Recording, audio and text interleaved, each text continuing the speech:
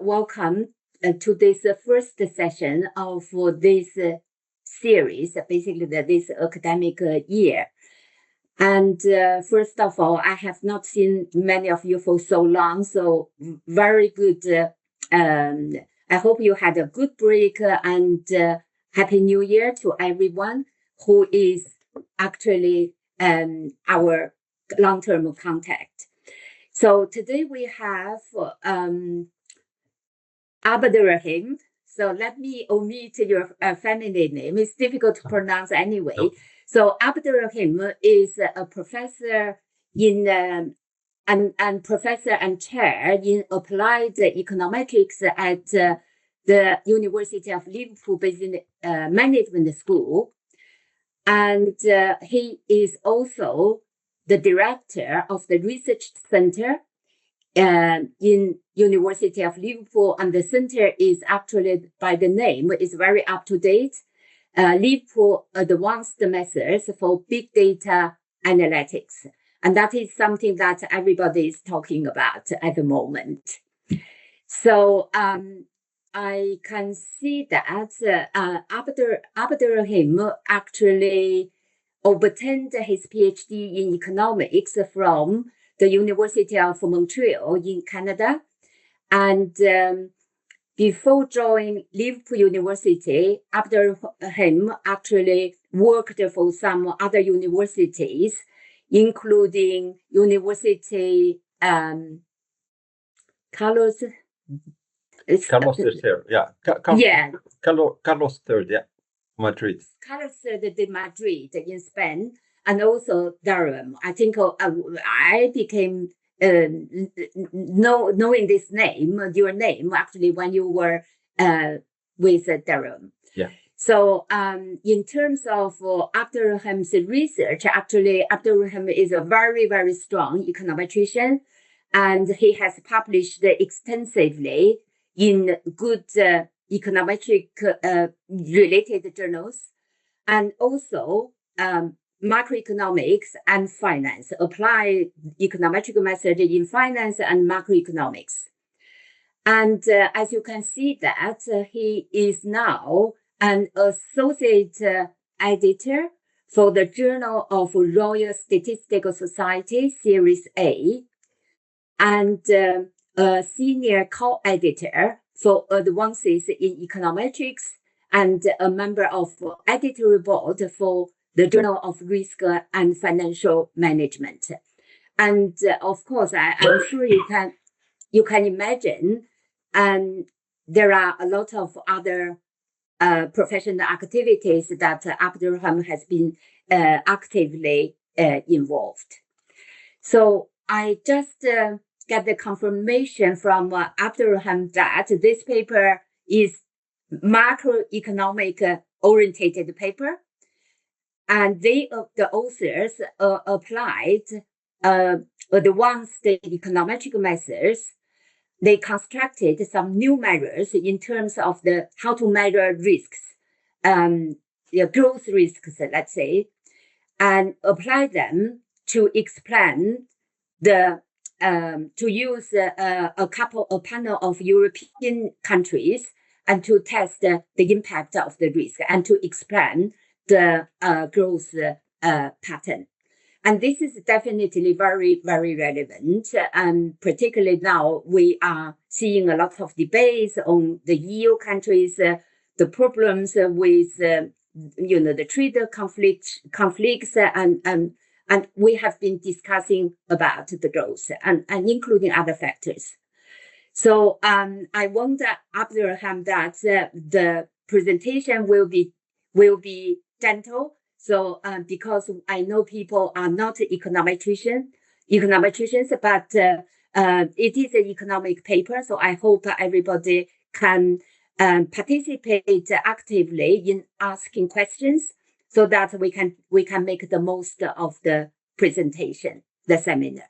So Abderrahim, welcome, and thank you for the first one for this year. And we are looking forward to your presentation. The floor is yours, please. Yeah. Thank you very much, Hong, for Very kind introduction. So thanks a lot, and it's a pleasure to be here and present this work.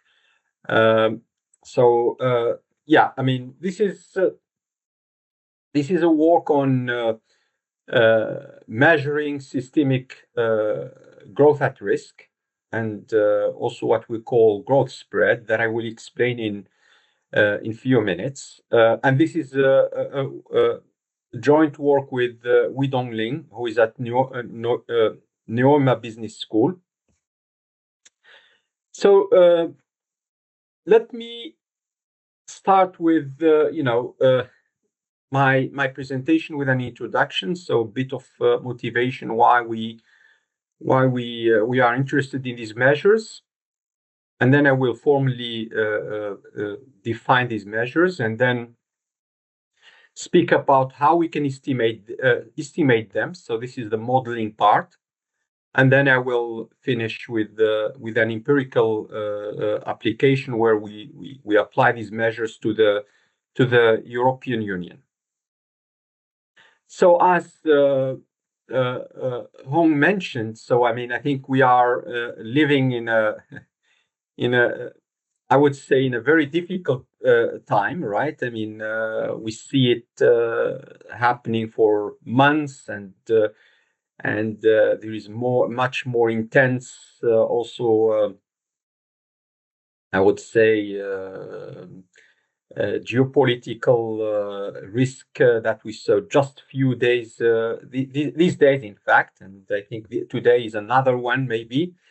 So rising systemic shocks and geopolitical tension, as we see these days, are just amplifying cross-country growth spillover risk and systemic risk, right? I mean, that goes through,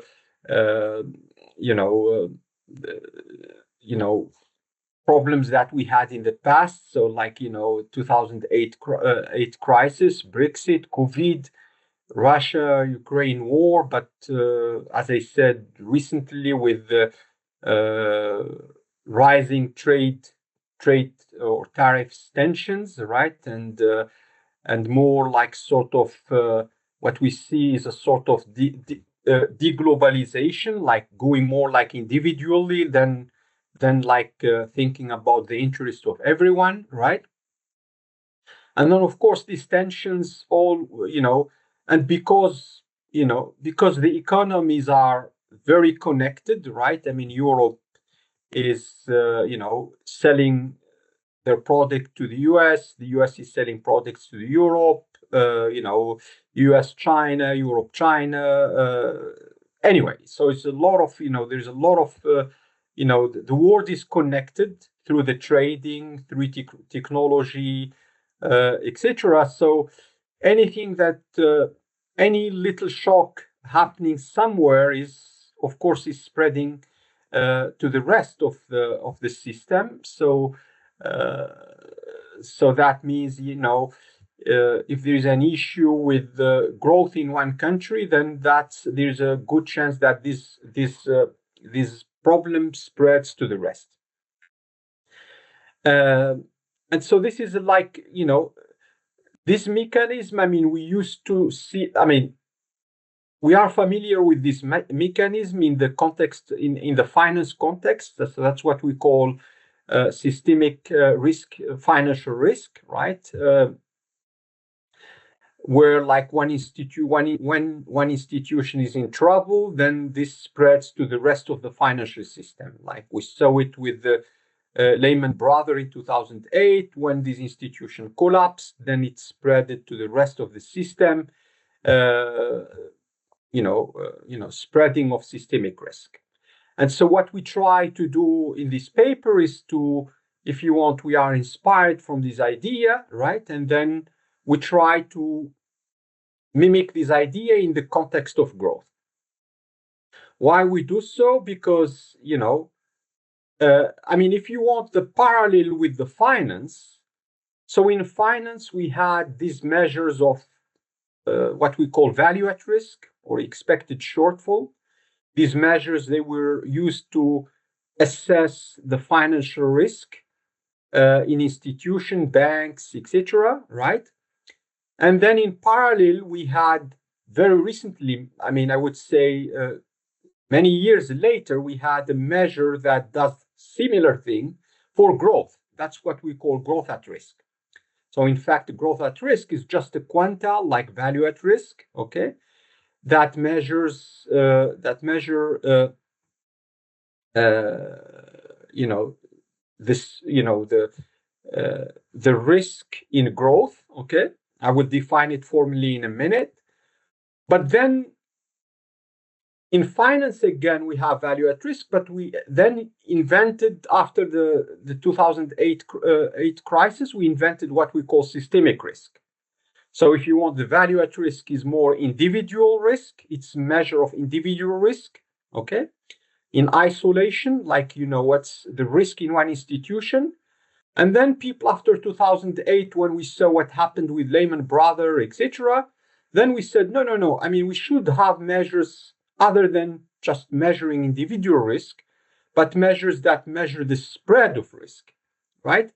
And then we came out with this idea of systemic risk measures, that how one institution can affect the rest of the system in terms of risk, right? And so that's what, and this is missing, if you want, in growth. So in growth, we have one measure that mimics value at risk, but we don't have measures at all that measures the systemic, I would say, systemic growth at risk, systemic risk in growth, okay? So that's what we do in this paper. So we come up as a solution is like new forward-looking metrics like systemic growth at risk, what we call systemic growth at risk, and also growth spread. I will define the growth spread a bit later. And so that's what we do. And then we apply this to the European Union because it's a good case study, as I will show later. So our measures can help in the context of the European Union to see who, you know, how who gains from the European Union membership inside of the European Union members. So, and who bears systemic risk more. Okay, so it's like, you know, and then we try to rationalize this. So to see what are the factors that make one member of the European Union gains more than another one, or one member takes more risk than another one. Okay, using the type of measures that we introduce here. So in terms of contribution, as I just said, so I think there are a few contributions in this paper. So the first one is conceptual or idea. So we come up with this idea of systemic growth at risk that have to our best of knowledge, no paper looked at this. Okay, so these are measures that can measure the cross-country downside risk spillovers, and also coming up with this new measure that measures the growth spread. Okay, so that will allow us to quantify net integration benefits. So the net benefit of being in an integrated or economic union, okay?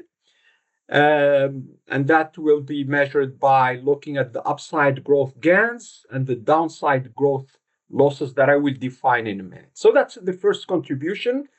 And I think the second one is in terms of methodology. So to estimate these measures, so we had to, model the joint growth distribution, okay? And I think that in itself also make another contribution. And then, we also do the estimation all together, like composite estimation. And then empirically, so I think we have, interesting finding, right? So if you want, just to make sure that in case if I don't have enough time, so we have some conclusions. So what we find, for example, is that what we call core vulnerability. So this means that the core Eurozone states we all know what these states like France, Germany, etc. They apparently bear larger European Union wide growth losses compared to the south. I mean to the periphery, I would say, states. Okay. And possible explanations of this. I mean, we'll see some factors that explain this fact. Okay. And then also what we found is that the Southern European Union economies are less affected by Northern recession than vice versa. So like the North European Union economies are much more sensitive to the recessions that take place in the Southern European Union economies more than the opposite. Okay. And then we have some interesting facts also in terms of net growth gains. So what we find is that the non-Eurozone countries, so we have some countries like Norway, Iceland, they appear to be benefiting more from the European Union integration, much more than the Eurozone countries like Germany and Italy, etc. Okay. So as I said, this is, in terms of how this relates to the literature. So as I mentioned, this is related to, the recent, I think there is a question maybe. Yeah, there is It's already not a question. hand. Is the I mean, I might have a further that is the Yener is the thank you very much for the although it's the initial stage, but do you include Switzerland on your? I do. I'm very surprised that you didn't find the Swiss economy didn't benefit the EU integration or EU SAP. It does. It does. Yeah. Because the previous slide you highlighted Iceland and Norway. Yeah. I mean, few countries. I mean, but there is a list. I mean, we will see. I mean, I will cover, if you want, 18 countries, including Switzerland.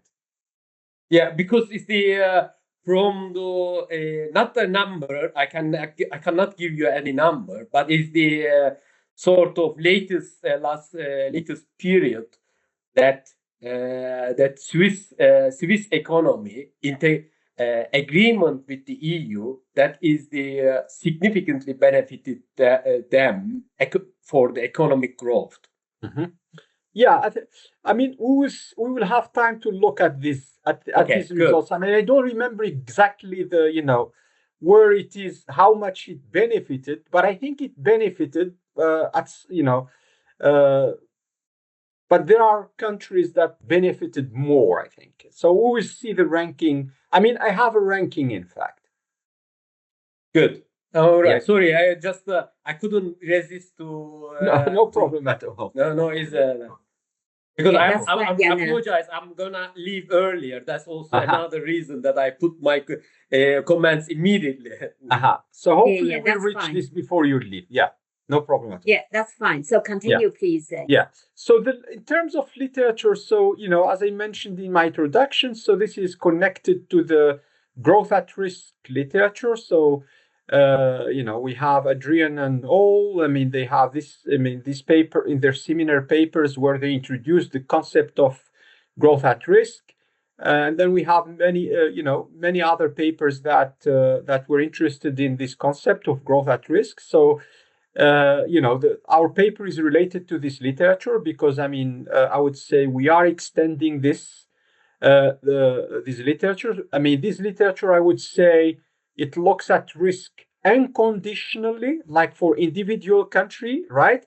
And what we do is a joint. So we are interested in conditional risk, right? I mean, how my country is affected when when my neighbor country is in recession, for example. Okay, so more or less. And this is, again, as I said, also this is there is a parallel with the literature on systemic risk in finance. Okay, I mean, so we are inspired from this literature So I guess many of you know these measures of systemic risk. Adrian and Brenner Mayer,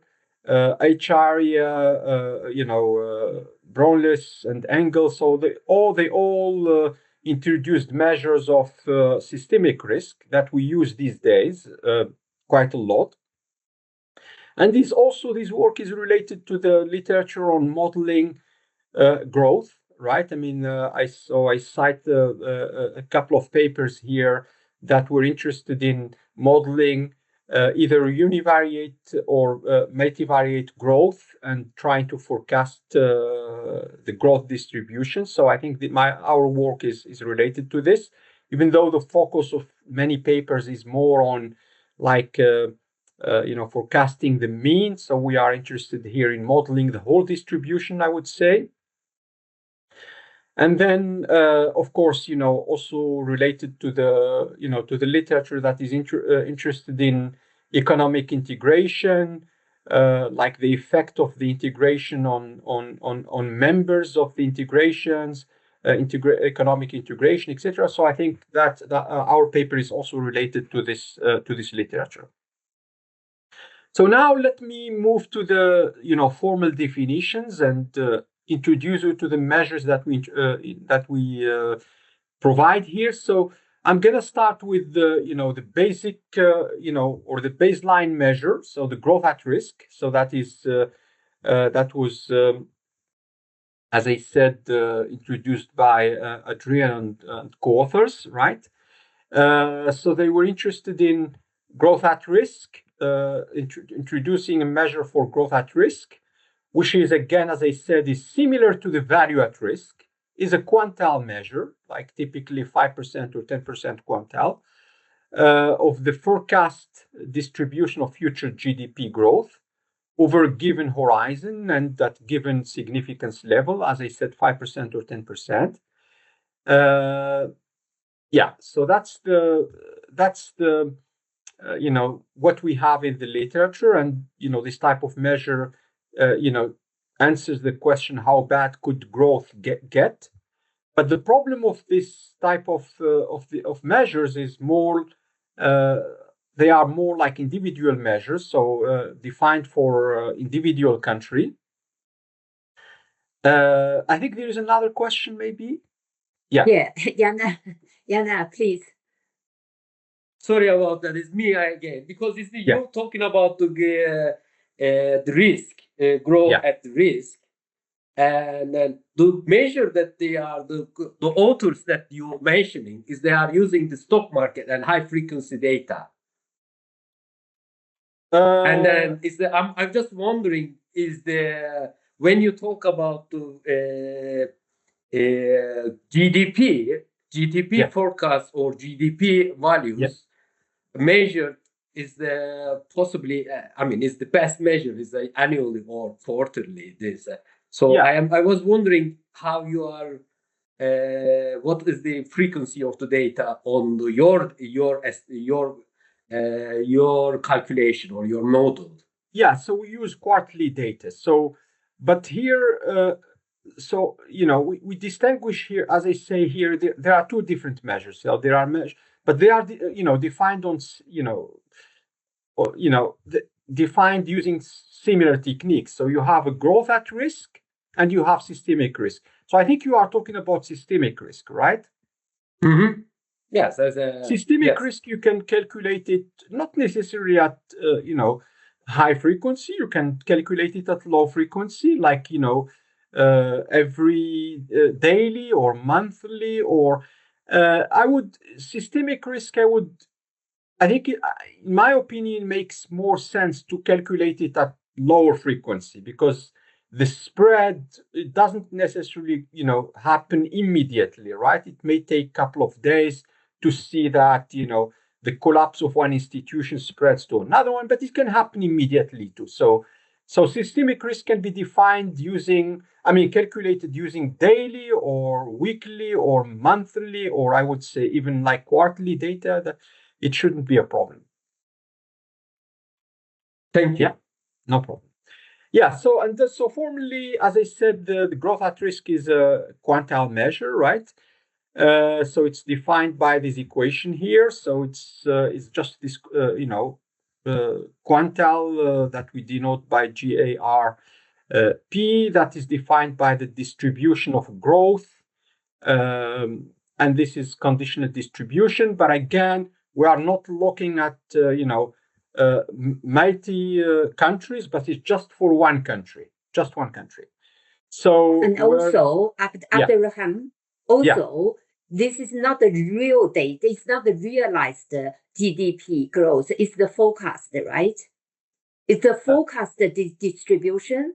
Yes, I mean So the way we define it here is if you want what will be the risk at horizon H conditional to the information that we have at time t. So what we do then, we model the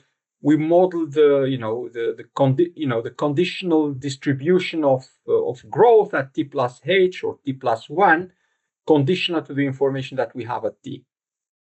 Yeah. So my question was about when you do this, apply this model, do you run this based on the materialized or the real GDP growth data in the past, or you have a forecast equation, forecast model, and then you get the forecast GDP growth that's what we do. Based on the forecast distribution, you do this. Yes, that's what we do. So I mean, we do sort of like out of sample forecast, and as we will see, so of course we use the in sample to estimate the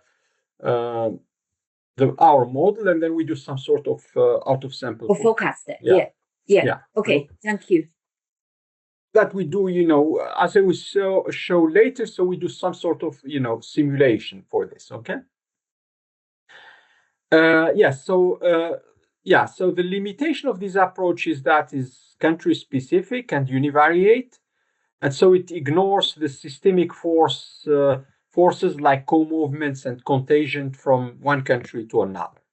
And so for this reason, so we extend this to consider multiple countries. Okay, so and then we suggest a few measures for that. So the first one that we call conditional expected growth contraction.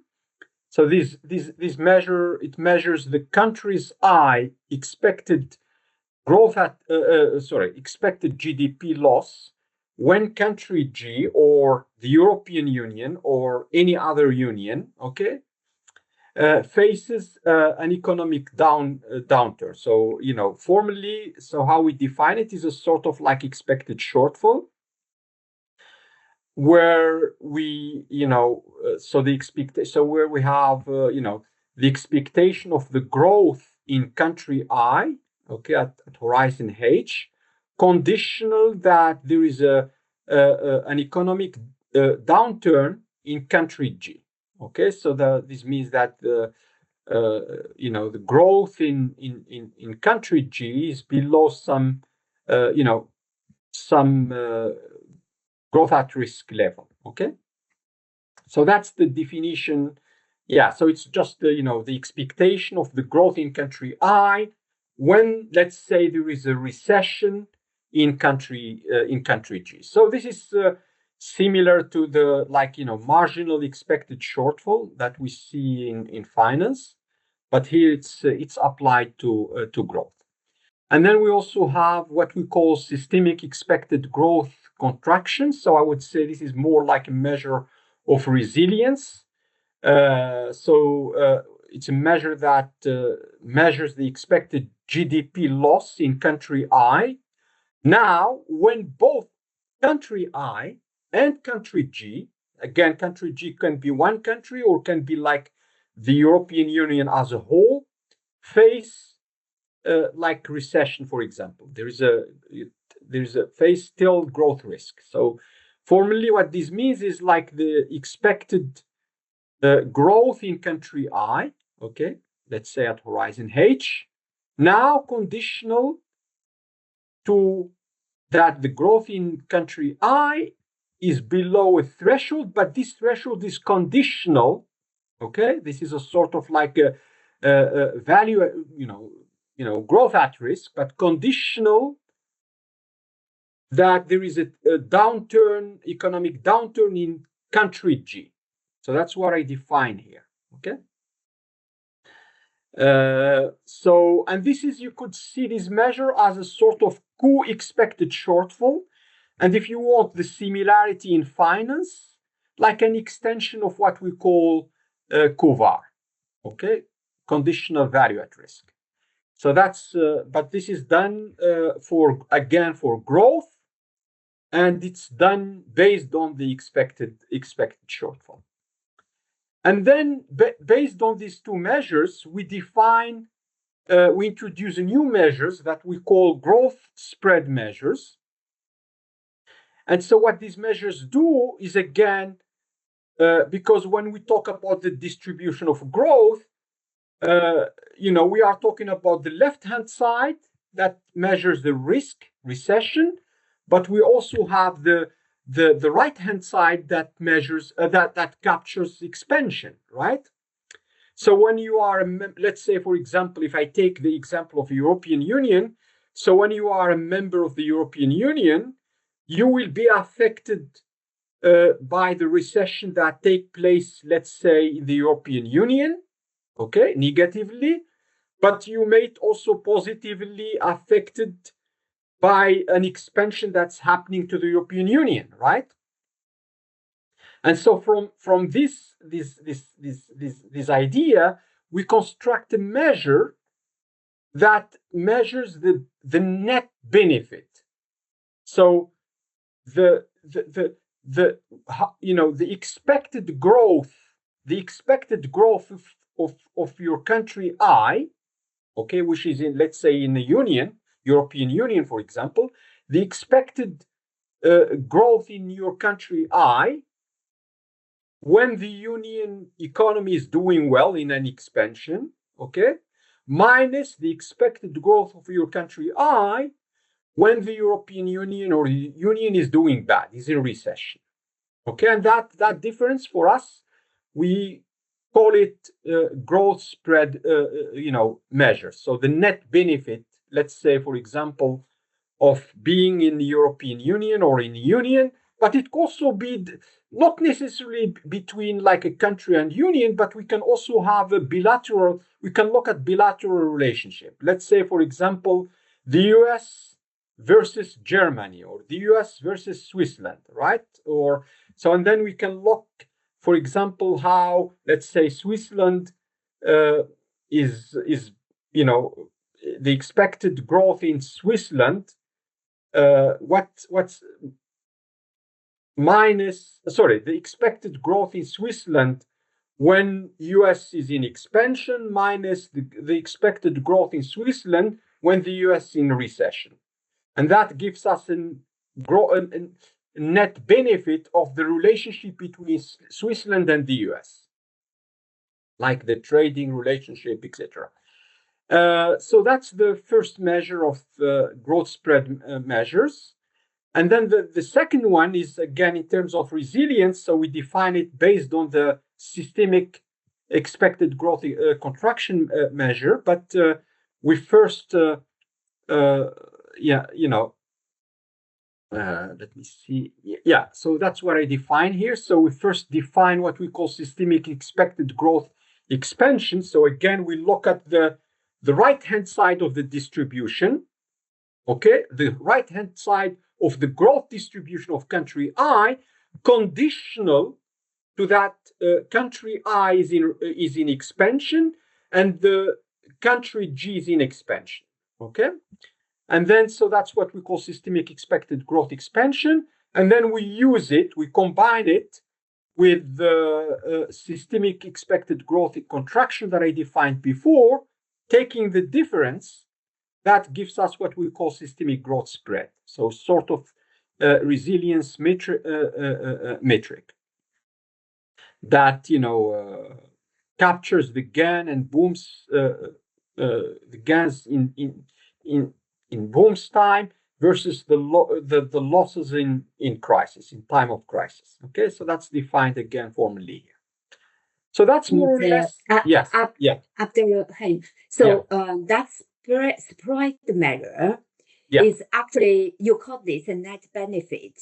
Yeah.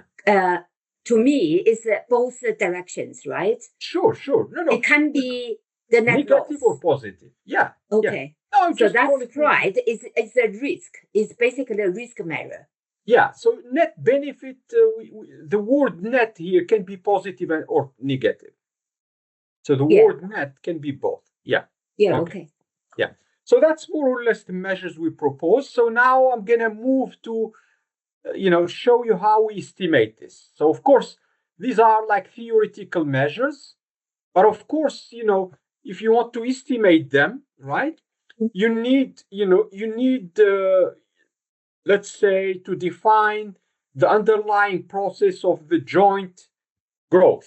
Okay, so for example, if I'm interested in measuring this for, let's say, France versus the European Union, then I need to model and estimate the dynamic, right, of the joint of the dependence between, let's say, France and the European Union.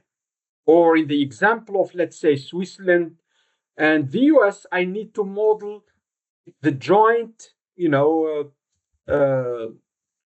growth of Switzerland and the US. Okay, so now, so that's how we do it. Okay, so to do that, so we need to model sorry, there's another question. I think. Yeah, please. Is it me again? I'm sorry. No worries. Yeah. Well, it's very interesting. I agree with you though what you are doing, but it's when you are. Well, let's take the scenario that is if you have two countries, nothing related, but nothing the direct relationship, but growth is say U.S. China trade, but for example, Turkey, which my home country, is that Turkey will benefit it trade of between the U.S. and U.S. and China indirectly that they could also benefit it. How your model? That's a very good point. I mean, I think this is very, very good question. So here, of course, the way I provide, what I provide here is like a bilateral relationship, right? But the type of measures we introduce here can be extended by extending the information set. You could extend, the information set and consider, if you want, intermediate countries, right? And you can, I think you can do that quite easily. So by extending, the information set. But here, in terms of illustration, etc., I just do it, either like one. Is the bilateral or more specifically the it could affect B affect C, and then you measure in the distance or whatever it is. But I suppose what is there could be a country or unit that is not directly linked, but could be a pivotal that create a business for everyone. Indirect. No, I totally agree. I mean that's what I'm saying. I think you can all what you need in that case is to extend the information set. The conditional information set you can include other countries there, right? And then you do, let's say, you can do, for example, let's say you look at the risk in the US versus China, but controlling for Turkey, or you can consider different combinations. Yeah.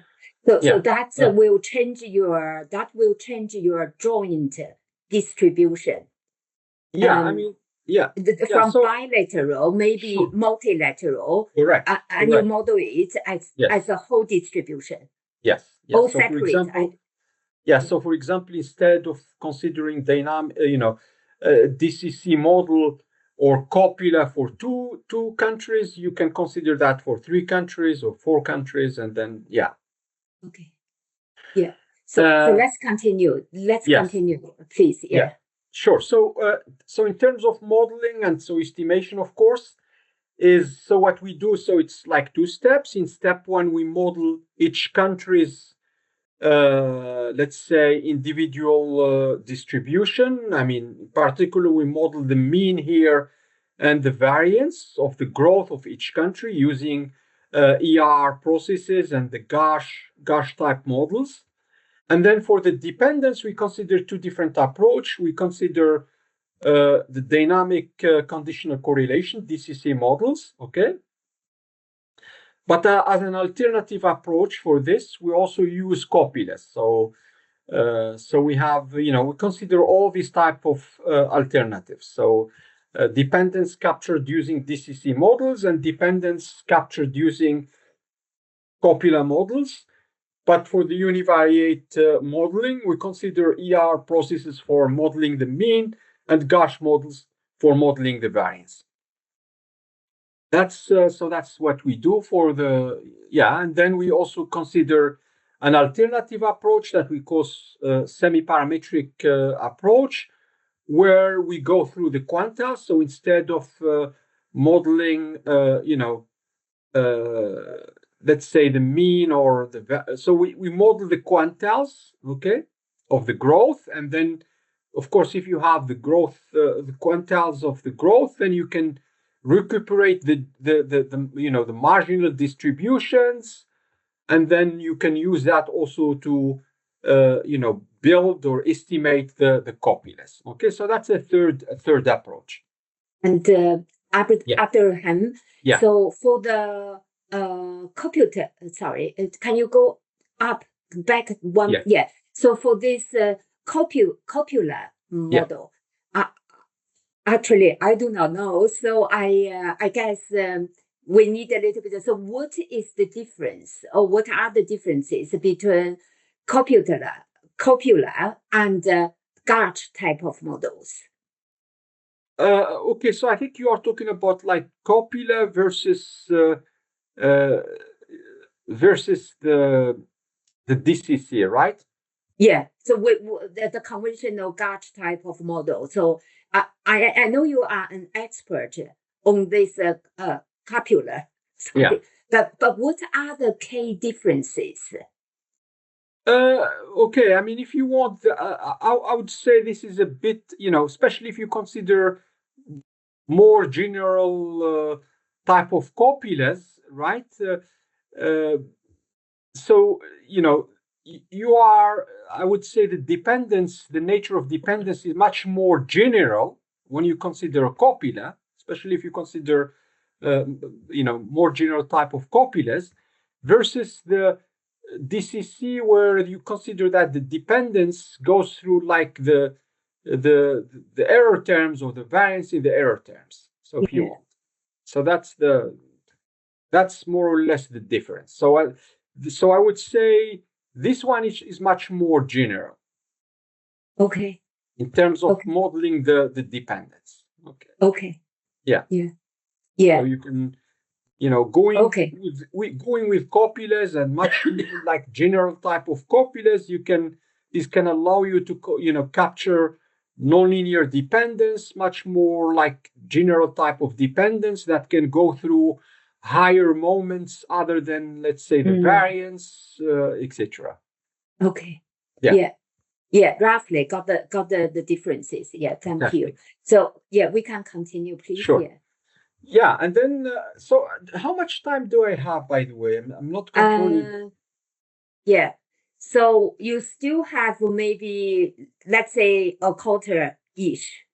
Okay. A quarter, is that okay? Sure. Is that good enough? Yeah, that's fine. Yeah. Okay. Yeah, just, then I should maybe go quickly here. So now, once we estimate the models, right, then we use that model to simulate,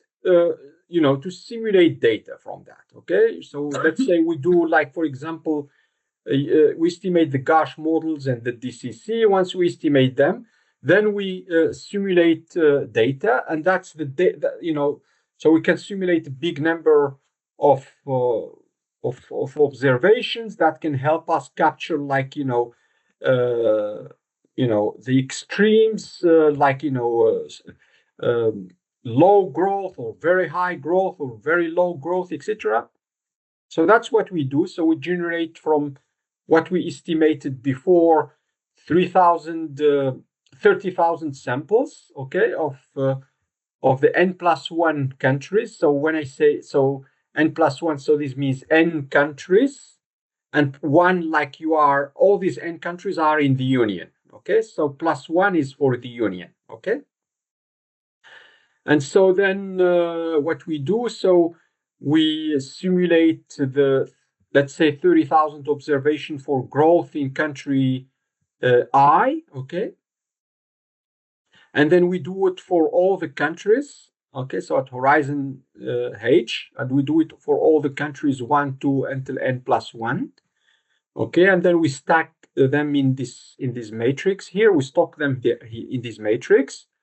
And then we use that, this simulated observation to calculate the empirical, if you want, quantiles, okay, the growth at risk, okay, and the growth at risk. So that's the left-hand side of the distribution, and this is what we call growth at expansion. So that's the opposite, if you want, of the growth at risk. So that's when we look at the right-hand side of the distribution. So, and these just are like the empirical p and 1 minus p quantiles of the simulated growth rates for country G. Again, country G can be the European Union, okay? And so that's that's what we're gonna use for the to estimate these measures here, okay? This one here, okay? And also this measure here, okay? And now we need to estimate the measure systemic expected growth contraction or the systemic growth spread. Then we also need to estimate the conditional growth at risk, okay? So that's when so here we look at the growth at risk in country I, conditional to let's say for the first one there is a recession in country G, and then the conditional growth at expansion. So that's when the country G is in expansion, okay? And again, these are like conditional quantiles, P and minus P conditional quantiles that we again calculate empirically from the simulated data. And then once you have that, then it's to estimate these quantities here, like just replace the expectation by its empirical analog. So we do it for this, and obviously for the spread measures that are only differences in expectations.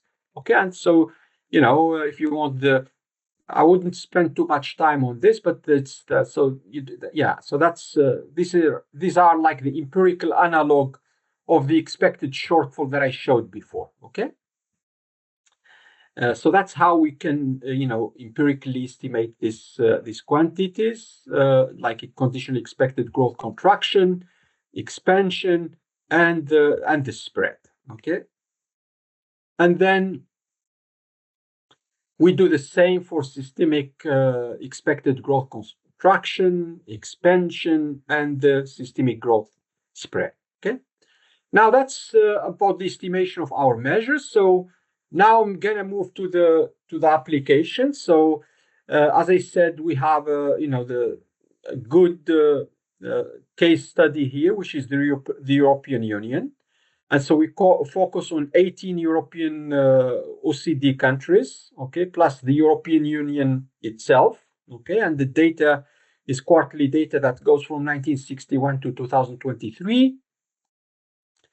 And then the variables that we have. So we, of course, obviously we need the GDP growth of all these countries, and the growth of the European Union as a whole. Okay, and then we use like some variables that are used in the literature, for example, to model the growth. For example, in particular, the quantiles of the growth of countries, like, for example, the financial condition, what we call the National Financial Condition Index, that is calculated, I think, daily by the Fed, Chicago Fed, okay? And that captures the condition, the financial condition in the US, but also yeah. So I mean, this is yeah. So that's for the US, but we also consider other predictors. So like microfinancial predictors, like term spread, global activity, house prices, stock variances, etc. And then another exercise that I didn't mention, in fact, at the beginning is, I think I mentioned this briefly, is that we measure the spread, the growth spread, okay?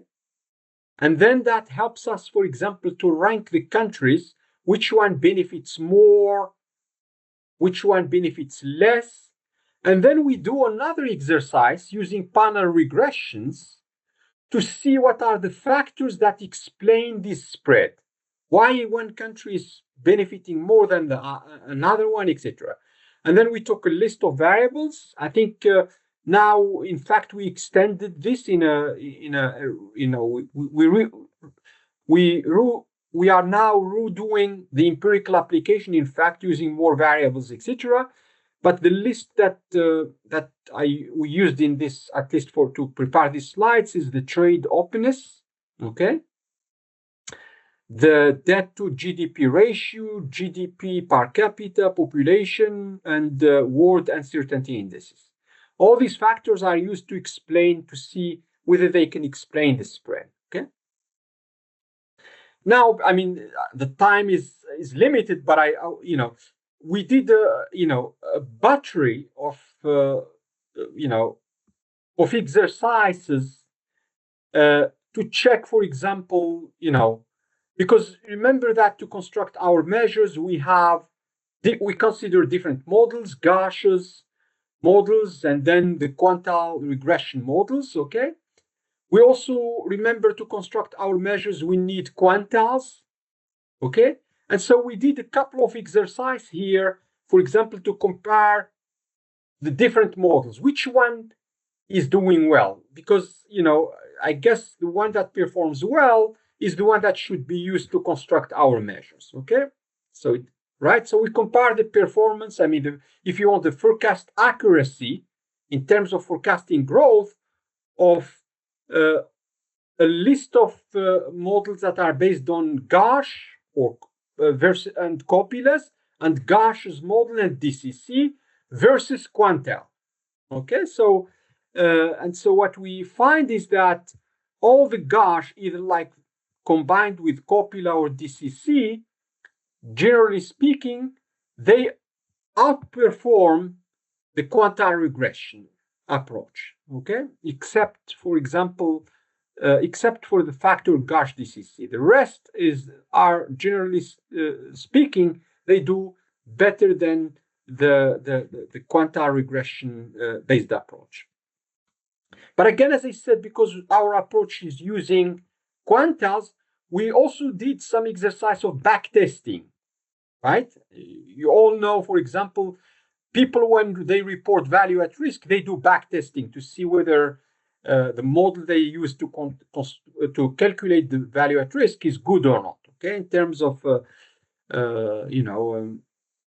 in terms of coverage rate and independence, and so that's what we did, and we considered different tests like conditional coverage test, what is known as dynamic quantile test, dynamic binary test.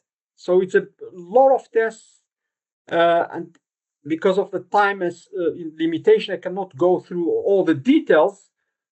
But the conclusion, if you want, what we find is that the naive Gauss copula is in fact the most consistently well-performing model across all the quantiles. Okay, and that's what we're gonna use, in fact, to calculate or to estimate our measures.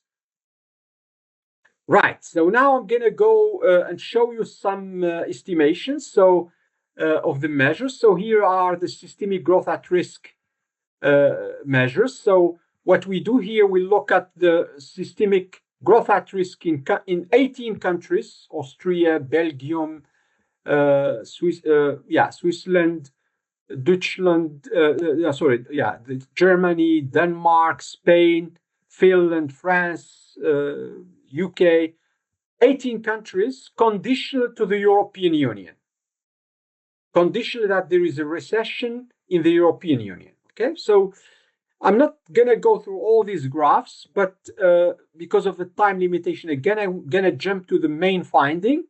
So the main finding here is that we find that our measure is tracking the systemic distress. So this, when there is a distress, like for example, the 2018 financial crisis, or the European sovereign debt crisis, or COVID, they spark. Okay, they go up. And they capture some specific events like Finland recession in 1990s. We capture that.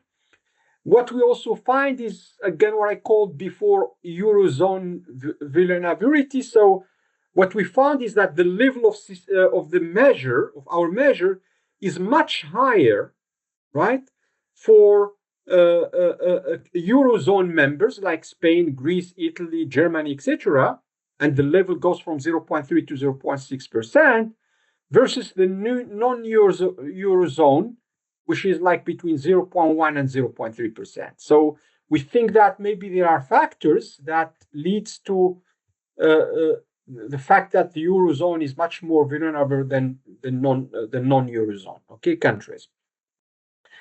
And then it's a sort of like there is some resilience from non-Eurozone states. And so they benefit more, I would say, from the European Union than the core countries or the Eurozone members.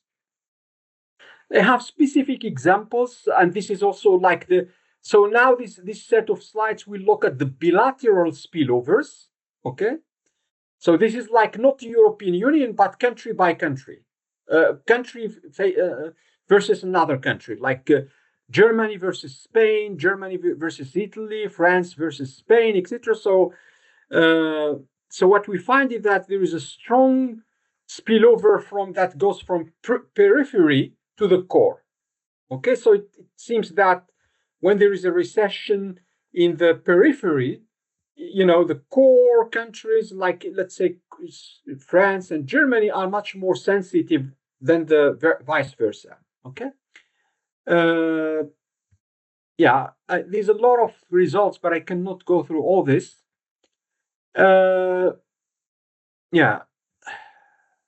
Then in terms of growth spread measures, so who gains, who takes more risk from the European Union? Okay, so we try to answer these questions here. Does the European Union membership benefits all economy equally? Who bears the cost of systemic crisis, etc.? So the main finding is that what we find is that all countries positively benefit from the European Union in terms of the first measure, okay? But what we also find is that the core European Union, in terms of measure of resilience, the systemic growth measure, we have some like negative values, okay? So I'm going to show this. So this is the ranking. So in terms of the first measure, okay, conditional growth measure, okay, spread. So this ranks the countries. So you can see Ireland, Luxembourg, Norway, Iceland, all benefiting much more than, for example, the core countries like, Germany, okay, Belgium, etc. But the good thing, the good side of this is that all positive. So they all positively benefit from the European Union. In terms of the resilient measures, so we see like these countries, for example, Germany, France, Netherlands are, as I said, they are sensitive to the recession that happen in the rest of the European Union. So they have, they are less, I would say, resilient than the rest of the countries. So that I consider here. And then the last thing, sorry, maybe I'm running out of time, right? Is it? Sorry, you are muted. Sorry, sorry. Another 5 minutes if you can okay, finish. fantastic. Yeah, Okay. thank you. Yeah. So the last exercise that we do here is we try to explain this spread, okay, in terms of some economic factors, okay, like the world uncertainty index and GDP per capita, trade openness, the populations, etc. And so what we find is that using panel regression, so what we find is that that the positive drivers of this spread are like the level of your economy, like higher your GDP per capita apparently affects more the spread, but also the openness to the trade and and other factors. And then the negative drivers is the world uncertainty index that leads to less, decreases the spread, but also the government debt to GDP ratio. So that's related to your fiscal policy, right? And if your country has higher debt, then that harms, harms you in terms of how much you can benefit from the union.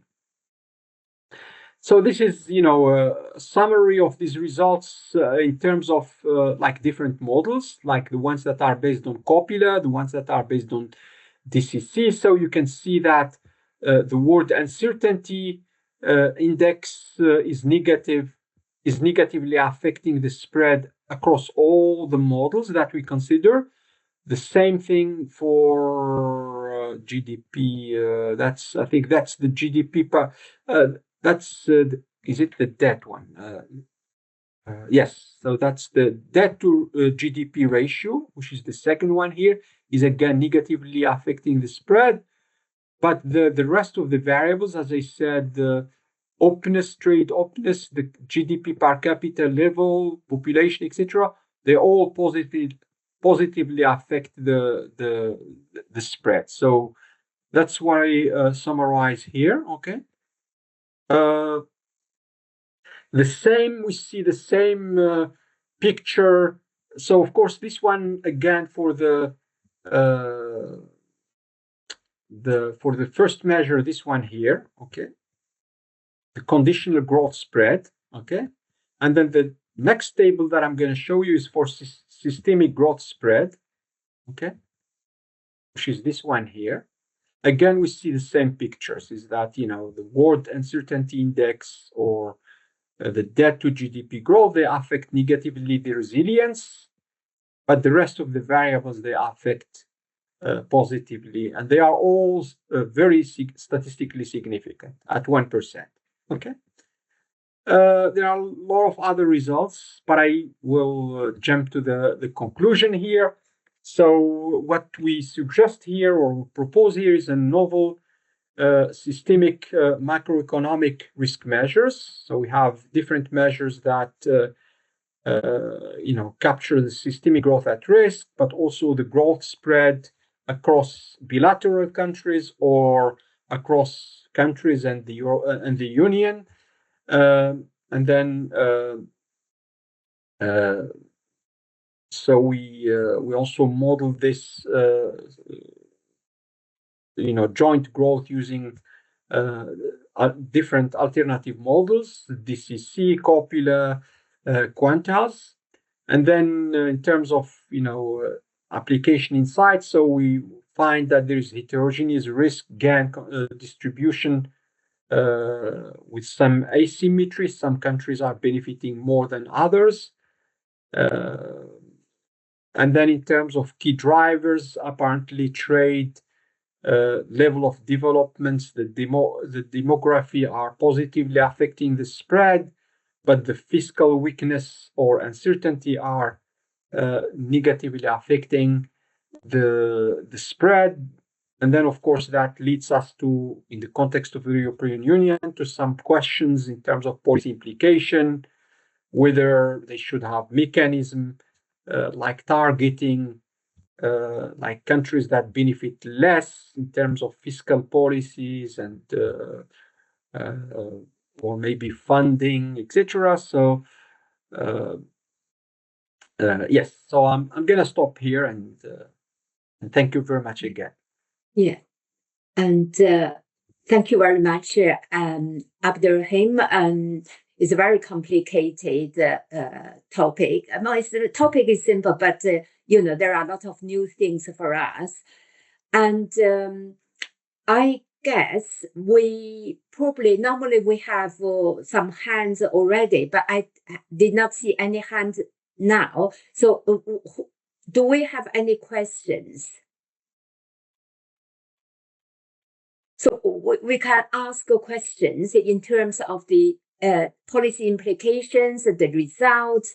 This is at the end of the day is the application of the newly constructed measures, growth at risk and spread measures to explain growth or to explain the growth pattern for EU countries. And before we have maybe more questions, I was thinking one issue that is related to your conclusions. And I saw you both after me. And you first of all, you constructed those two measures. You rank the countries, you apply them, and you rank the EU countries, and you gave us a kind of idea which number or what kind of countries that benefit more and the other countries. And in your spread regression, you also talked about who benefit more and less. I got the general impression that the core EU members, they did not benefit that much. And then this is interesting, I think, to me, because looking at what is going on now, facing the problem with the USA and the EU, and maybe more is coming, and facing the general global trade war, and they are so not only the EU, but EU particularly is talking about how to integrate more. So they want to set up the unit, even the investment system, the capital market. So the idea is facing the outside uncertainties, the conflicts, we as a EU members, we should do things together.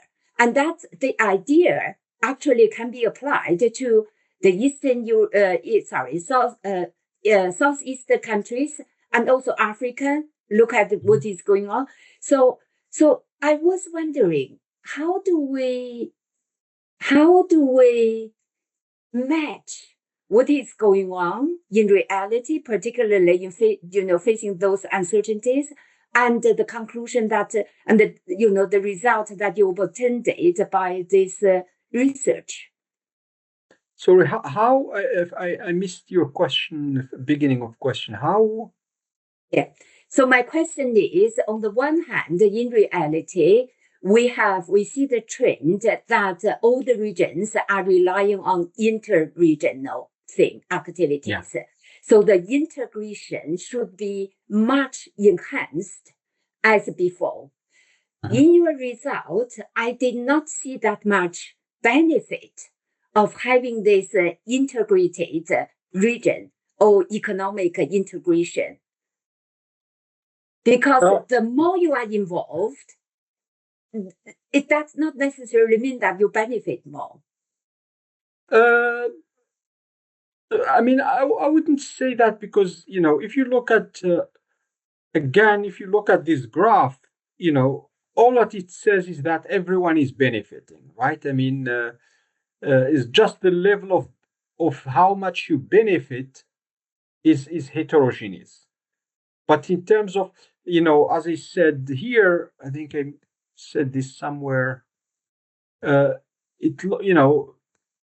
Yeah, I mean, for all countries, there is a positive gain.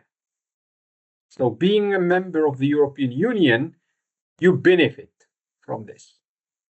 Of course, so if I'm Germany and France, I invested more, I'm involved more, and maybe I'm more integrated into the whole thing. But as compared to some other smaller countries, probably I cannot benefit more. So, and that's probably, yes, I agree. In this diagram, we see that everybody benefited.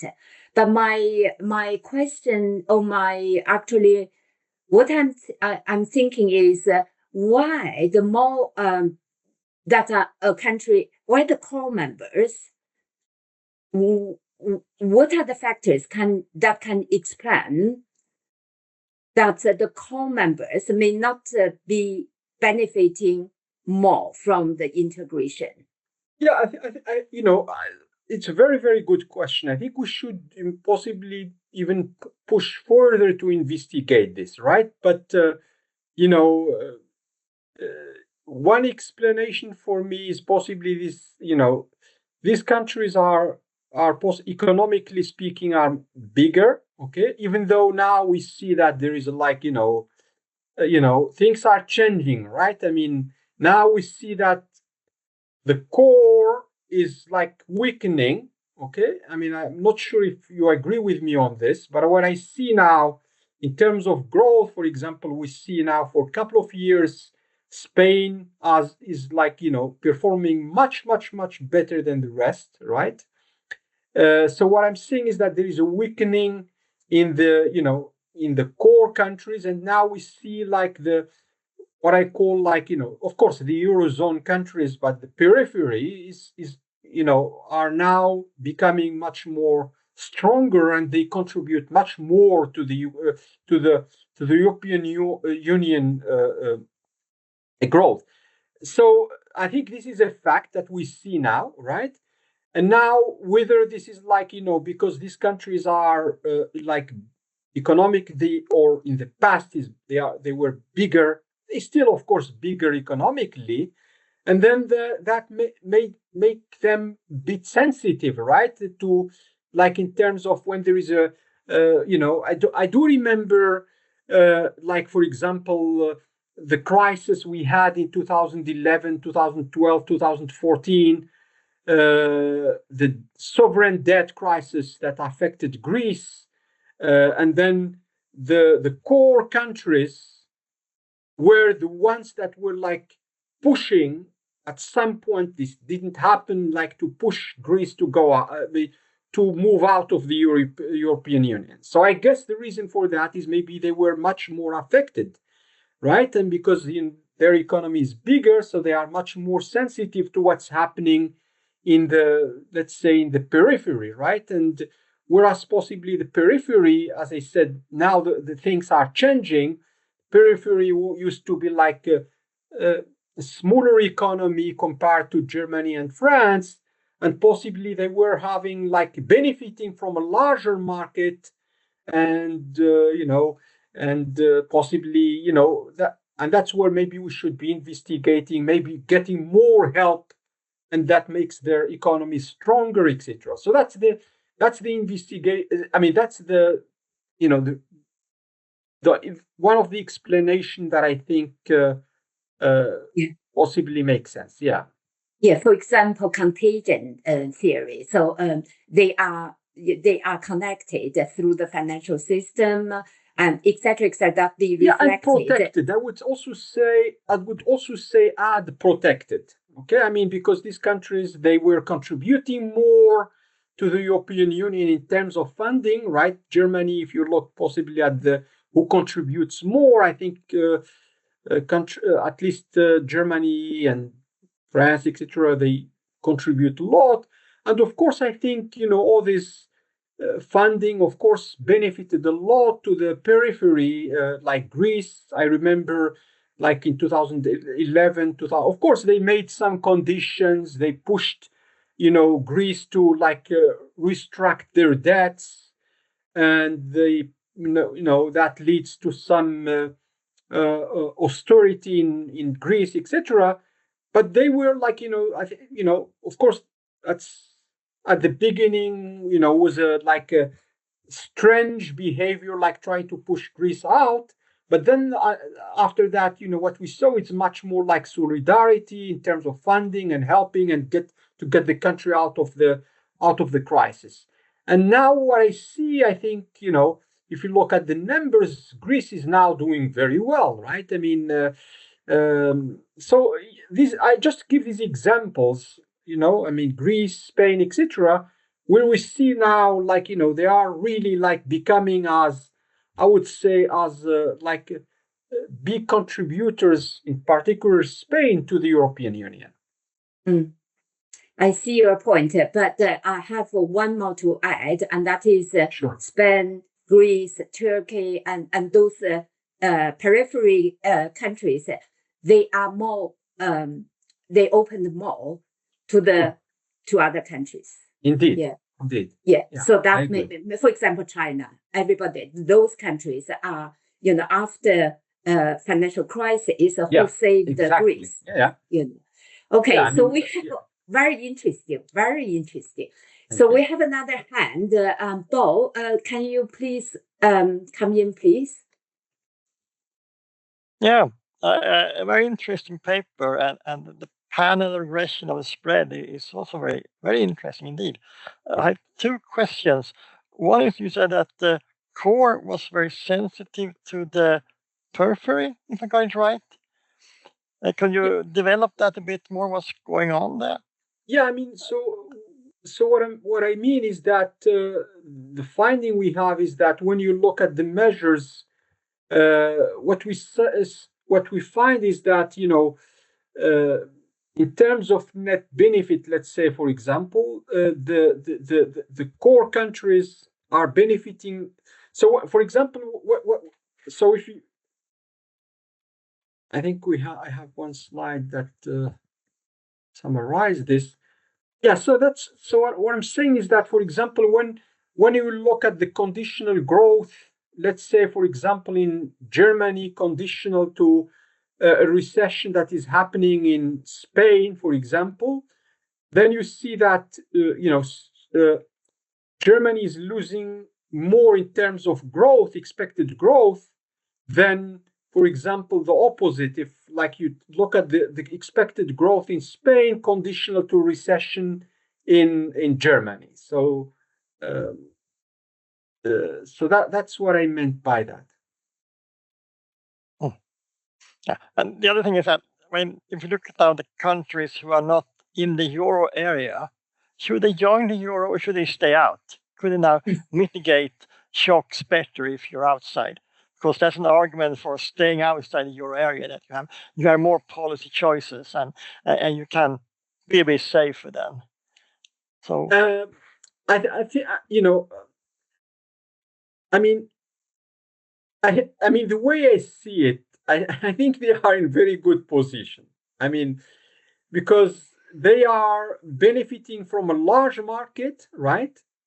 At very good conditions, and at the same time they are not restricted in terms of their monetary policy, in terms of control of their fiscal policy, etc. So I mean, if I trust the results that I have here, I think I would say they should stay where they are, right? I mean, keep paying for the membership without being in the eurozone, because once you are in the eurozone, you have to give up your you have to give up a lot of things. So give up your money, of course. The currency will not be anymore your own currency, and was, the interest rate, how we manage that is, centralized. So, yeah, I mean, the funding here, what it says is that those who are part of the European Union, but they are not in the Eurozone, right? And, they are benefiting more. I guess this is what possibly UK is trying. I mean, I don't want to do politics here, but I think we need that. We need that. This is relevant. I think possibly the government is what I see here is that's what they try to do is to, possibly to respect the vote, but at the same time to create more links in terms of market access to the market and even like some partial mobility, right? And with the hope that this may benefit more to the UK and the growth. And that's so I think that's what they try to do. Yeah, great. So no other hands. So that means, I'm sure everybody got the very the key message that we discussed extensively in terms of the implication. So I think it's a very good session for us. And I would like to thank you, Abderrahim, and your co-authors as well. And for this sophisticated work, I hope it can be Journal of Econometrics or something. Yeah. So and I would like to thank everybody else who is very patient during the process, and good to see you. And before we close, Abderrahim, we normally give you the speaker maybe half minutes to conclude. Yeah, I mean, thank you very much. It's really, I really enjoyed your questions. I mean, very, very, very, very interesting questions. And sorry, I don't remember your colleague, the previous colleague. I think he asked really great questions. Yeah. So, it's a pleasure again to be here. And thank you very much for the opportunity. And hopefully, we'll have more of this in the future.